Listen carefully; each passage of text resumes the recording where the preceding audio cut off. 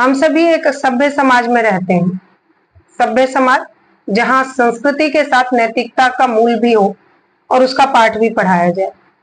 सभी लोग मिलकर एक समाज के निर्माण में हम सभी अपना अपना योगदान अपने अपने स्तर पर देते हैं। भारत में एक समय ऐसा भी था जब अंधविश्वास बहुत था। तो क्या वो अंधविश्वास आज भी है? कहना मुश्किल है, पर नामुमकिन नहीं। और कितनी कमाल की बात है कि अभी भारत की अगर एजुकेशन पॉलिसी की बात की जाए तो वो ऐसी बनाई गई है जिसके अंतर्गत महिला, पुरुष, लड़के, लड़कियां सब लोग अपना अपना योगदान दे रहे हैं और अपने जीवन में साक्षरता का दीप जलाकर अपने जीवन को प्रज्वलित कर रहे हैं और अपने जीवन को प्रगति की ओर लेकर जा रहे हैं। हमारे देश में एक ऐसा राज्य है जो एजुकेशन के मामले में बहुत आगे है, केरल राज्य। आज की कहानी उसी के आसपास के स्थान से है और इस सच्ची घटना को मैं आप सभी के साथ साझा करूं उससे पहले नमस्कार, प्रणाम, आदाब। मैं रश्मि आप सभी का स्वागत करती हूं। उम्मीद है आप सभी स्वस्थ होंगे, मस्त होंगे और व्यस्त होंगे। वो भी क्यों ना, जिंदगी कितनी रफ्तार से चल रही है। आज की कहानी में आपका स्वागत करती हूँ और कहानी कुछ ऐसी है कि जो हमारे कहानी के पात्र हैं रमन का नाम उनके स्टेट में बहुत इज्जत से और अदब से लिया जाता था, क्योंकि रमन नेचर थेरेपी करके लोगों के प्रॉब्लम्स को, उनके शरीर में होने वाली दिक्कतों को ठीक करते थे। नेचुरल तरीके से करते हैं या थे, जो भी कहें। अभी तो वो जेल में है, हिरासत में है। ये उनको उनके दादा परदादा के द्वारा मिली एक शिक्षा थी। पर रमन इस चीज को करते करते कोविड के टाइम में इस चीज को उन्होंने सोशल मीडिया पर भी ले आए वो, और उनके फॉलोअर्स बढ़े और बहुत सारे लोग इनके पास आने लगे अपना अपना इलाज करवाने। और कहा जाता है कि रमन के हाथ में इतना जादू है कि वो जिसको टच कर दे उसका दर्द वहां से गायब ही हो जाता है। तो लोग इसी भरोसे के साथ उनसे मिलने आते हैं। रमन की ख्याति इतनी कि अगर आप आसपास के किसी भी बस स्टैंड, रेलवे स्टेशन कहीं भी पहुंचे तो आपको उनके घर का पता पूछने की जरूरत नहीं है, सिर्फ उनका नाम बता दें और लोग आपको उनके घर तक छोड़ आते हैं। तो इतनी इज्जत उनके घर की। उनकी वाइफ आरती उनकी दूसरी बीवी है एक्चुअली में। एक सेकंड, आरती उनकी दूसरी बीवी है। रमन की जिंदगी की बात करें तो उनकी पहली बीवी से उन्हें जो बच्चे हुए वो डाइवोर्स लेके चले गए अपने बच्चों के साथ। उनकी पहली वाइफ उनको छोड़कर डाइवोर्स लेकर अलग हो गई।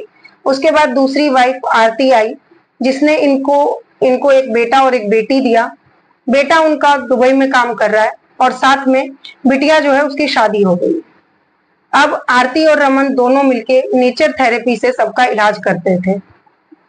पुश्तों का दिया हुआ हाथ का हुनर था और भगवान ने इतनी उनको रहमत बख्शी थी कि वो जिसको हाथ लगाते वो सही हो जाता। तो काम बहुत अच्छा चल रहा था और इज्जत तो मैंने बताया ही, जिसका मतलब जो नाम ले ले वो घर तक पहुंच जाए।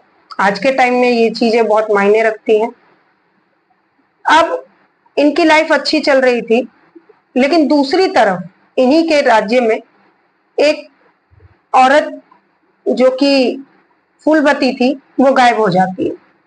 और फूलवती की एक ही बेटी होती है, वो सिंगल मदर थी। उसका काम था, अकेले रहती थी वो, तो थोड़ा नॉर्मल परिवार, मतलब गरीब तबके की थी और उम्र जो थी उसकी लगभग 52 इयर्स थी। वो अपनी बेटी से रोज बात करती थी और उसकी बेटिया जो है दूसरे स्टेट में एज ए टीचर काम कर रही थी। तो जब फूलवती की बात उसकी बेटी से 3 दिन तक नहीं हुई तो फूलवती की बेटी परेशान हो गई और वो वापस अपने घर आई। और घर आने के बाद उसने अपनी माँ को खोजा। जब उसकी मम्मी नहीं मिली तो वो परेशान हो गई और उसने अपनी मम्मी की मिसिंग कंप्लेन जो है वो पुलिस में दर्ज कर दी। पुलिस ने भी सहानुभूति दी और आश्वासन दिया साथ में कि चलो मिल जाएगी तुम्हारी मम्मी, और जब भी कोई खबर आएगी तो हम लोग तुम्हें इन्फॉर्म करेंगे। अब वो अपने घर में रहने लगी कि क्या पता जल्द से जल्द कुछ खबर मिल जाए, बेचैन होके, क्योंकि सिंगल मदर थी, मतलब उसकी माँ, तो उसके पास और कोई आसरा नहीं था। बिटिया माँ का इंतजार करने लगी। इसी बीच में पुलिस को खोजते हुए फूलवती की लाश मिलती है। फूलवती की इंफॉर्मेशन मिलती है।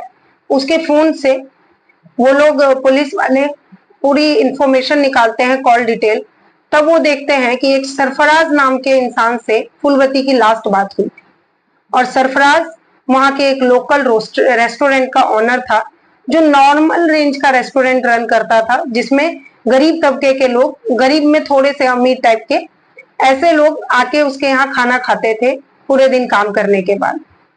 जब उसको पुलिस ने हिरासत में लिया तो उसने बताया कि उसने फूलवती का मर्डर कर दिया है, और उसकी कहानी ये थी कि रमन और आरती भी उसके साथ थे, क्योंकि कोविड के टाइम में उसने क्या किया, उसका होटल इतना अच्छा चल नहीं रहा था, तो उसने क्या किया, एक फेक आईडी से एक फेक चैनल बनाया और उसमें लिखा कि पैसे कमाने के लिए काला जादू करवाएं और ऐसी प्रेम विवाह और मतलब जितनी भी चीजें होती हैं वो करवाएं।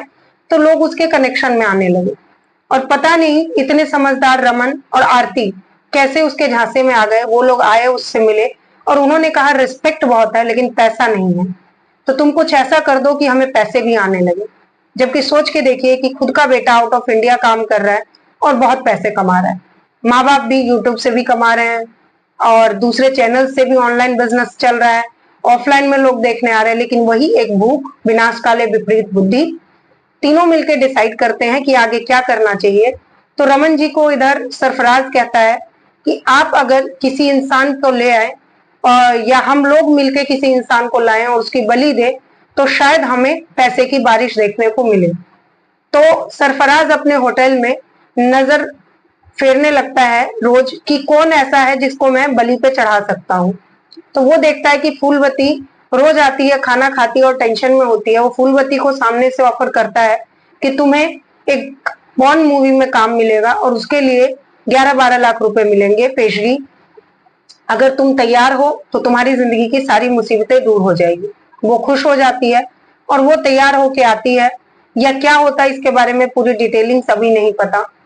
और ये लोग जब फूलवती जाती है उसके पास, तो उसके बाद का प्रोसेस था कि उसको मार देते हैं, और मारने के बाद उसको पीसेस में काट के उसको वहीं मटके में डाल के, छोटे छोटे मटकों में डाल के उसको दफना देते हैं।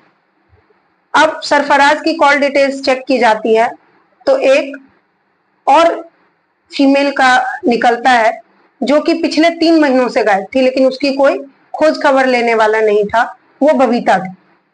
बबीता को भी इसने ऐसे ही सरफराज ने अपने होटल में आते हुए देखा, और वो करीब 47 ईयर की महिला थी। बबीता को इसने जब प्रॉब्लम में देखा तो इसने उसे भी ऑफर किया था, और पहले इसने बबीता का खून किया। इन लोगों ने जो प्लान बनाया उसमें बबीता को इन लोगों ने अप्रोच किया और उसको कहा कि तुम पॉर्न मूवी में काम करोगी तो तुम्हें 10 से 12 लाख रुपए मिलेंगे। वो तैयार हो गई, और वो जब आई तो ये उसे लेके गया कि ये शूटिंग की जगह है। सरफराज लेके गया, वहां पर ऑलरेडी रमन और आरती प्रेजेंट थे। तीनों ने मिलके उसके ऊपर काबू किया, उसका गला घोटा, उसको मारा, और उसके शरीर के हर एक अंग को काटकर छोटे छोटे टुकड़ों में डिवाइड किया। उसमें फिर कुछ जो प्रोसेस वो जो भी था वो भी किया, और उसने बताया कि उन तीनों ने उसका थोड़ा थोड़ा मांस भी खाया, और फिर उसे दफनाकर ये तीनों निकल गए। लेकिन 1 महीना बीता, 2 महीना बीता, जब किसी ने बबीता के बारे में खोज खबर नहीं की तो इन लोगों का हौसला बढ़ा, और इनका दूसरा शिकार बनी फूलवती। और फूलवती के बाद इन लोगों ने, ये नहीं पता चला कि फूलवती ने पॉर्न मूवी में काम करने के लिए हाँ कहा या नहीं, अभी पता चल जाएगा। लेकिन इन लोगों ने दरिंदगी की हद पार कर दी सिर्फ चंद पैसों के कारण, और उसके बाद भी इन्हें कोई पैसा नहीं मिला, और जिंदगी में जो इज्जत, जो मान सम्मान जो भी था वो सब चला गया।